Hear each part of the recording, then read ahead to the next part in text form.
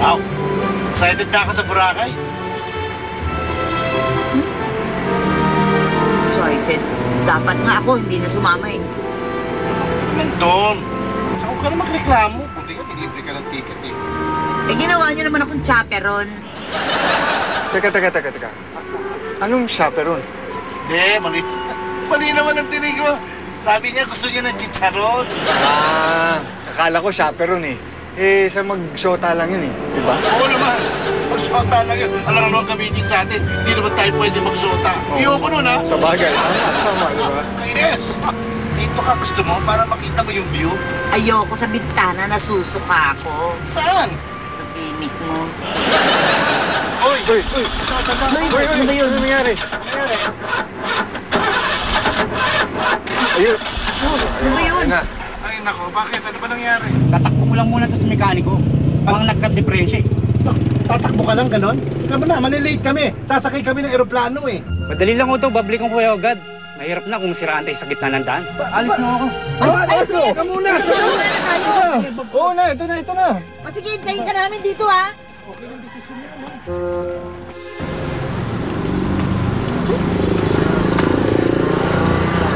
Hindi ba si Sir ito?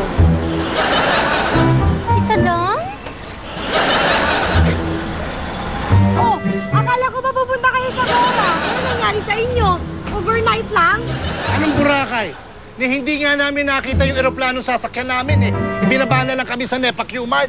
In short, scam ang GC ni Bruno Mars. Kasalanan kasi ni Meg eh. Kung hindi niya pinakilala sa akin yung Bruno Mart na yan, di sana hindi ko binili yung GC niya.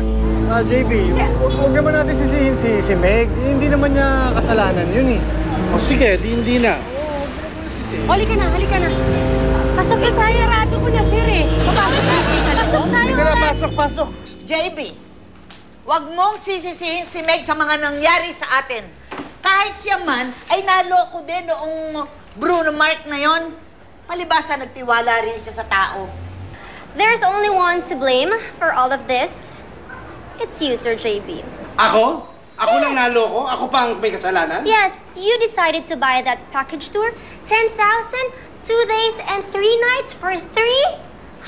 That's so cheap. Ayun nga eh. Sabi nga cheap, mura nga eh.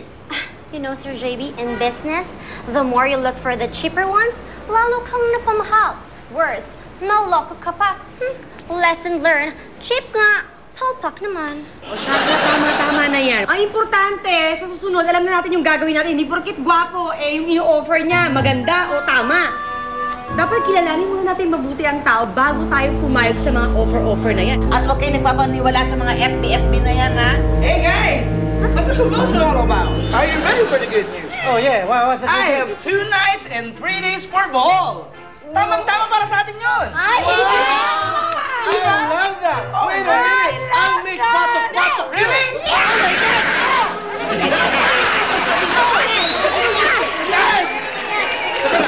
Sandali! Tama na! Hindi umabot! Balikan dito! Ano yung ginagawa mo? Flying key!